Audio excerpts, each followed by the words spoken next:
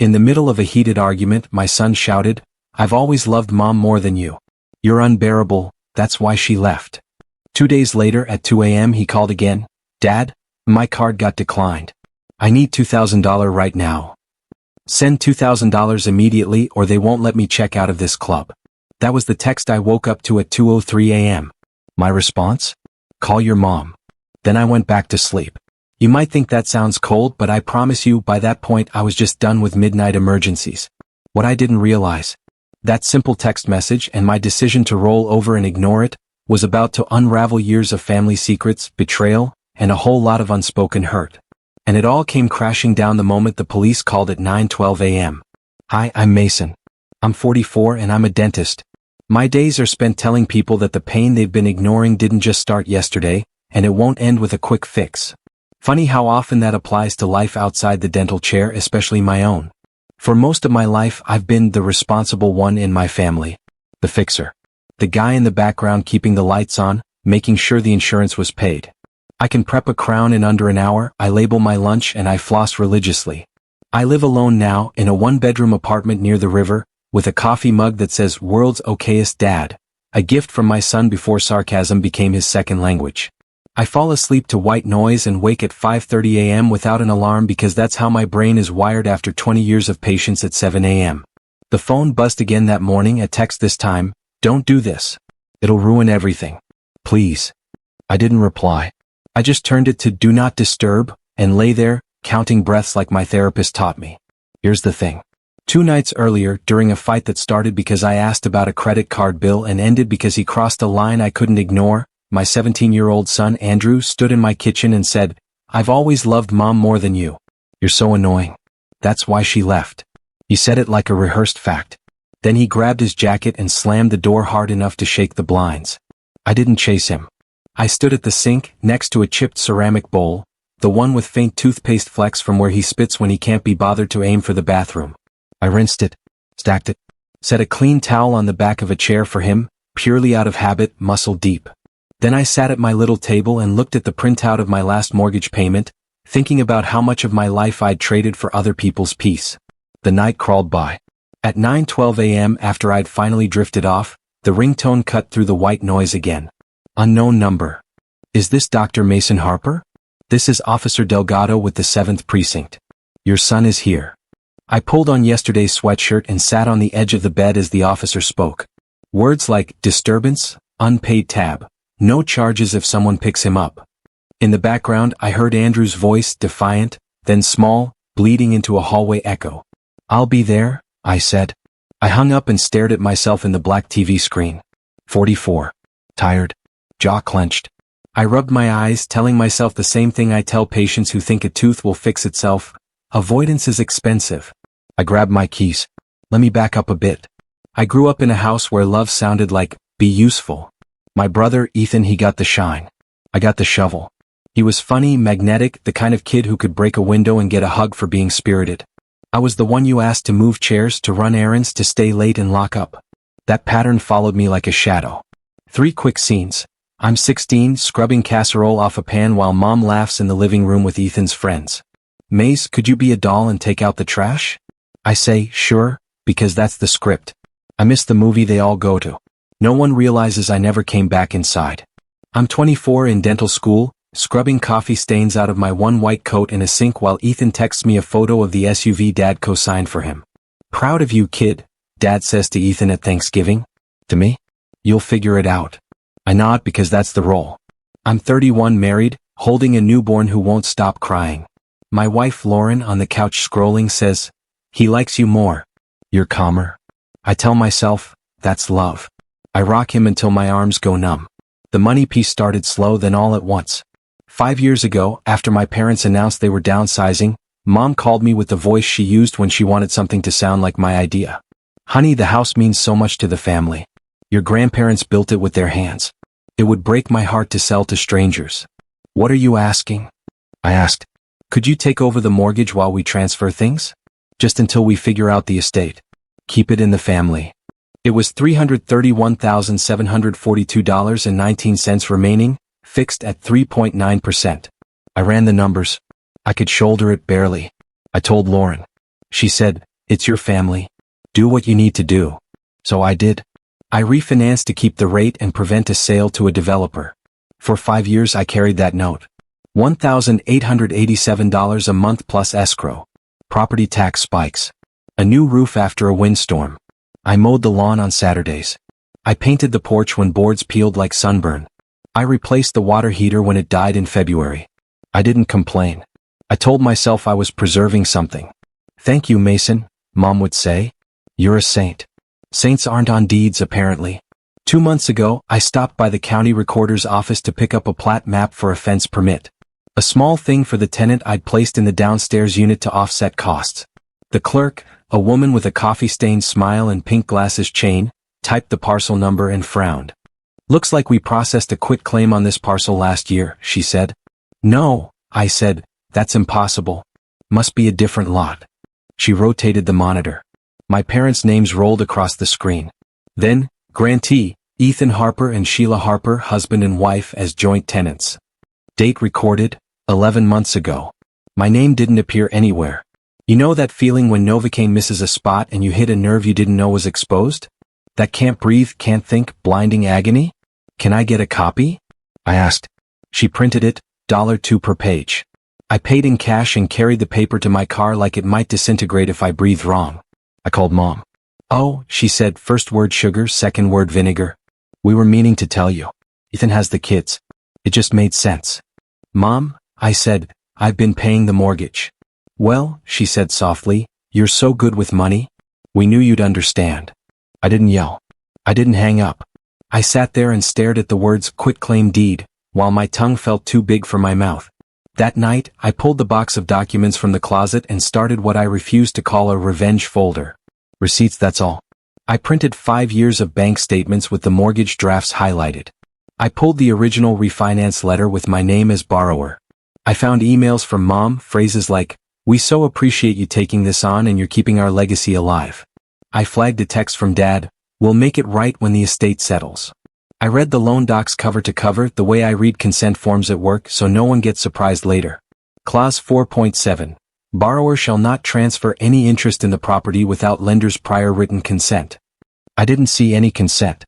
I emailed the recorder for a full PDF of the deed transfer. I cross-checked dates with my autopay. I screenshotted a group text where Ethan asked if he could host a little get-together at my place, that turned out to be a loud party at the house I was still insuring under my policy.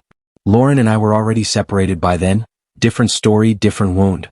We were amicable on paper, terrible in practice.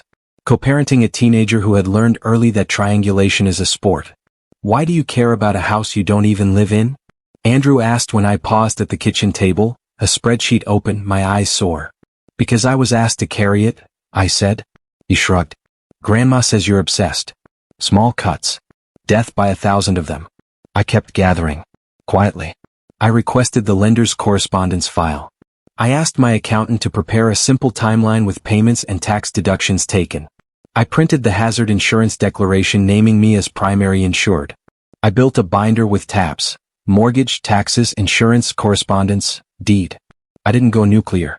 I didn't freeze accounts. I didn't call a reporter. I kept going to work, drilling, filling, polishing, and telling people, conditions don't improve because you hope they will. They improve with treatment plans and follow through. Meanwhile, the family chorus turned the volume up. You're selfish, Mom texted when I declined to pay for Ethan's new fence because the kids need a safe yard. Think of the children. Ethan called. Bro, it's not that deep. You're a dentist. You're fine. My son rolled his eyes at dinner. You could just let it go. Then came Lauren in the driveway, voice low, eyes pitying. Sometimes you make things harder than they need to be. I breathed. I filed. I went for runs at dawn and counted the number of call attempts on my lock screen. 14 in a day. 22 the next. 31 when I stopped answering. 2 nights before the 2 a.m. call, Andrew launched his words like darts. I love Mom more. You're so annoying. That's why she left. I rinsed the bowl. I didn't say, son, I funded your mother's graduate classes, your braces, your summer camps, and the mortgage on a house I don't own. I didn't say, I'm tired. I said, okay. Officer Delgado slid the clipboard across the counter. The 7th precinct smelled like old coffee and floor cleaner. Andrew sat on a plastic chair, hood up, eyes red. You good? I asked. Silence. Let's go, I said. In the car he watched the window. I'm not giving you money for club taps, I said evenly. He scoffed. I didn't even drink. It's a cover charge. My friends, call your mom, I said again, gentle, firm. At a red light he muttered, you're such a buzzkill. We drove in quiet, the kind that fills every crack in the dash. 2 days later my mother texted, family dinner, Sunday 5 p.m. Non-negotiable. We need to talk. I brought the binder. Their dining room smelled like rosemary and staged harmony. Ethan's kids chased each other down the hall. Sheila poured wine. Mom arranged napkins like origami. Dad stood at the head of the table under the framed photo of the house, the one I painted. Let's be adults, Mom said, clasping her hands.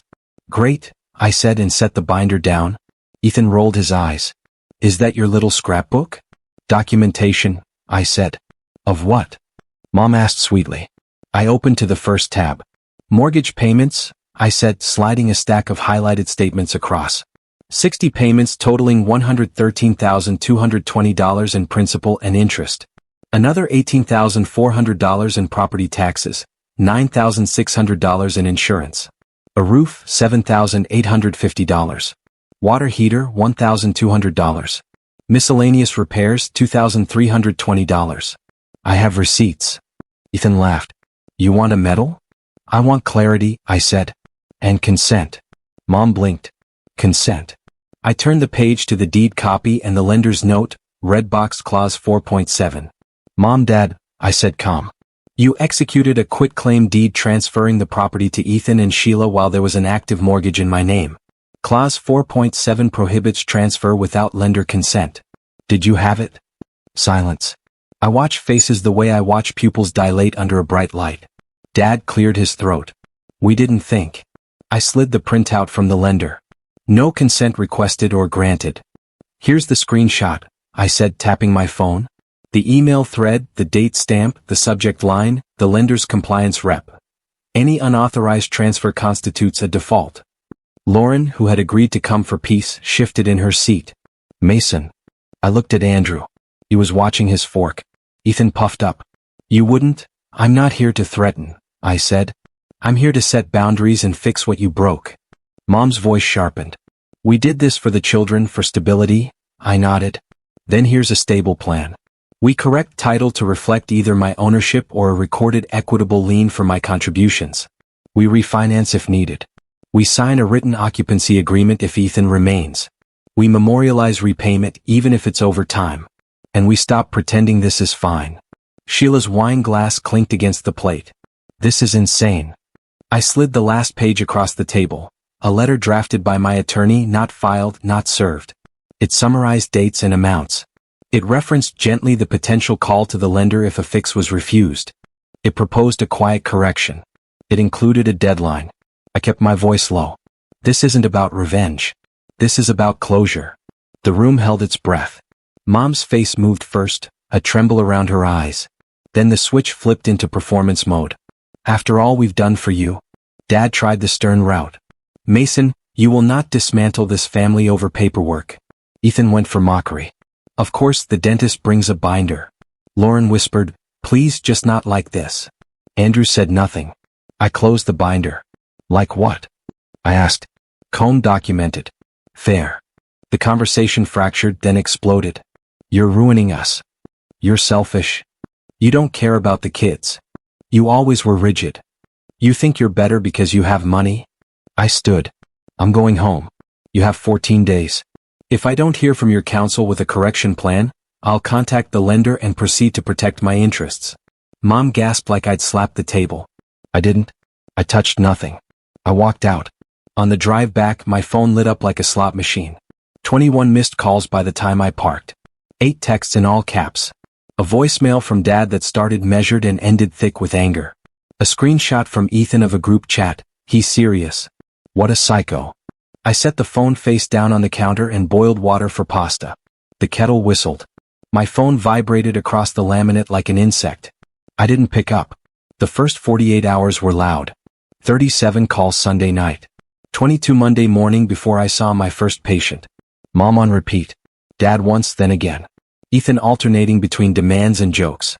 Bro, chill. Bro, you will regret this. Aunt Karen chimed in from 3 states away. Family is forever. Cousin Jess, kids need a backyard. A neighbor I barely knew texted, heard you're taking your parents to court. Yikes. I didn't post. I didn't subtweet. I didn't leak. I hired a different kind of noise. My attorney, Ms. Ruiz, sent a letter on letterhead. Calm, factual, boring in the way safety is boring. She attached the timeline. She referenced clause 4.7. She proposed 3 options. 1. Record a corrective deed restoring title to me. 2. Execute and record an equitable lien in my favor and refinance correctly with lender consent plus a written repayment schedule. Or 3. Sell and distribute proceeds by formula accounting for my contributions. She gave them 10 business days. She copied the lender's generic legal inbox without commentary. I changed my voicemail. For urgent patient matters, call the office. For personal matters, email. I created a rule. Family calls between 6 to 7 p.m. only on Wednesdays. Everything else went to an archive. I blocked no one. I just contained. Wednesday at 6 o'clock. The phone filled the room with buzzing bees. I set it on the table and made tea. I let it ring. At 6:40 I answered. Mom, you're killing me, she said. No, I said, I'm asking for a repair. Think of the children. I am. I'm a child in this family and I'm thinking of myself too. Your brother will be homeless, she tried. He has a household income and a wife with a job. He is not homeless. She pivoted. We raised you and I paid your mortgage for 5 years. Silence. Then the dagger, soft as a lullaby. No wonder Lauren left. I waited for the sting. It landed duller than before. Good night, Mom, I said and hung up. Andrew texted sometimes. Teenage pragmatism bubbling up when he needed rides or spending money. Can I have $60 for gas? I'll transfer $30. You can earn the rest by mowing Saturday. Mom's boyfriend doesn't make me do that. Okay, you're impossible. I ignored that one. The lender wrote back to Ms. Ruiz. Yes. Unauthorized transfer. No, they hadn't noticed. Yes, they expected it to be corrected. Please advise. Ms. Ruiz forwarded the email with a single line. This helps. Lauren cornered me in the driveway during a handoff. You're escalating, she said. I'm clarifying, I said. There's a difference. Andrew is anxious, she said. He says you're making everything about money. I'm making things about boundaries, I said. Money is the tool. She shook her head. You know, he said those things because he was hurt. I know, I said. I didn't throw them back. The call slowed, then changed shape. Guilt to bargaining. What if we put you on the deed now, Ethan texted, but we still keep it in our name so we can get a better rate? He actually typed that. Ms. Ruiz sent another letter. No. The 10th business day arrived. An email from a lawyer I didn't know with a last name that sounded expensive. We propose to record a deed restoring title to our client's son, Mason Harper, subject to lender consent. We will also execute a written occupancy and repayment agreement with the current occupants, Ethan and Sheila Harper. Please provide preferred language for the equitable lien. I read it twice, then a third time. Then I walked to the river and stood on the pedestrian bridge while a cold wind cut through my sweatshirt in a way that felt like a rinse. Not victory. Not gloating. Something quieter. The kind of silence that hums. Andrew called that night. Grandma is crying, he said. Accusation balanced with confusion. I know, I said. Crying doesn't change facts. He was quiet. Are you mad at me? I'm disappointed, I said. Not in your words. In how little you believe mine. He sighed. Can I still come over this weekend? Yes, I said. He came at 7 o'clock. He did not take off his shoes. He opened my fridge, gazed at the stacked meal containers and said, You're so boring. I'm steady, I said. That Sunday I showed him the binder. Not all of it. Just one page, the clause, the timeline. His eyes moved, his jaw set. I don't care about this, he said. I know, I said, but I want you to know why I care. At 11:40 p.m. my phone rang. Mom again. I let it go. At 11:41 Ethan. Let it go. At 11:42, a number I didn't recognize.